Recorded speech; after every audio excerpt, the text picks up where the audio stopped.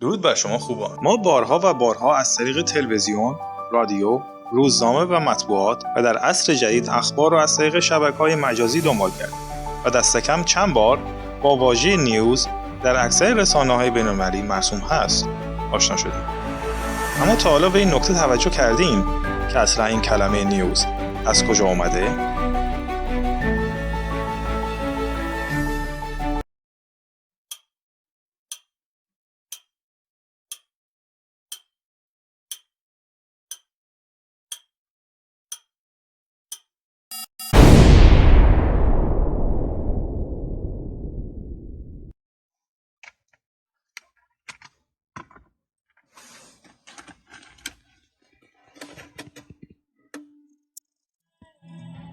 درود بر شما خوبان. من محمد هستم و این کانال دینامیت هست و در اینجا میخوایم مباحث جالب و تاریخی و علمی رو به تصویر بکشیم. از اونجایی که این کانال تازه تأسیس هست به توجه و همراهی گرم شما عزیزان نیازمند. لطفاً با لایک و سابسکرایب کانال خودتون رو همراهی بفرمایید. سپاسگزارم.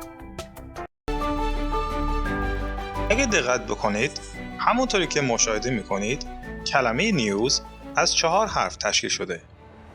یعنی حرف N اول کلمه نورث به معنی شمال، حرف E اول کلمه ایست به معنی شرق، حرف W اول کلمه وست به معنی غرب و حرف S اول کلمه ساوت به معنی جنوب می باشد.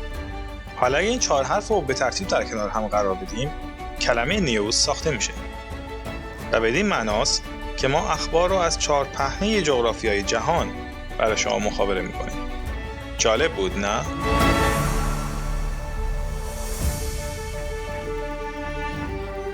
اما دست نگه دارید. این تنها یک افسانه و شایعه شیرین بود. من هم مثل شما فریب پروپاگاندا یا همون جفسازی رسانه‌ای رو خوردم. اتفاقی که بارها و بارها در طول روز برای ما مخاطبین اخبار میفته و ما رو غرق در اخبار میکنه.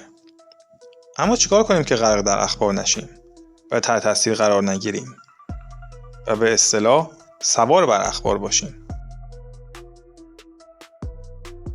یکی از سایه‌ترین کارها و در عین حال مؤثرترین اون چک کردن منبع و یا استفاده از سایت‌های حقیقت‌یاب هست. مثلا در خصوص موضوع این ویدیو میتونیم به سایت www.todayifoundout.com مراجعه کنید. اما برگردیم سراغ موضوع اصلی این ویدیو، یعنی ریشه کلمه نیوز.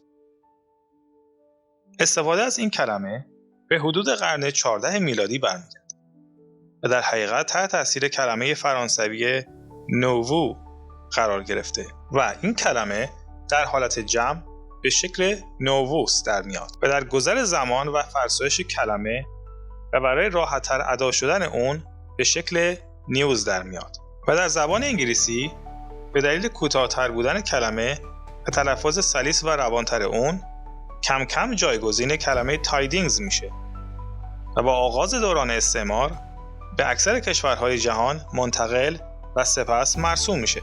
این بود از سایشه کلمه نیوز. امیدوارم که از این ویدیو خوشتون اومده باشه. لطفاً این کانال رو با لایک و سابسکرایب حمایت کنید. سپاسگزارم.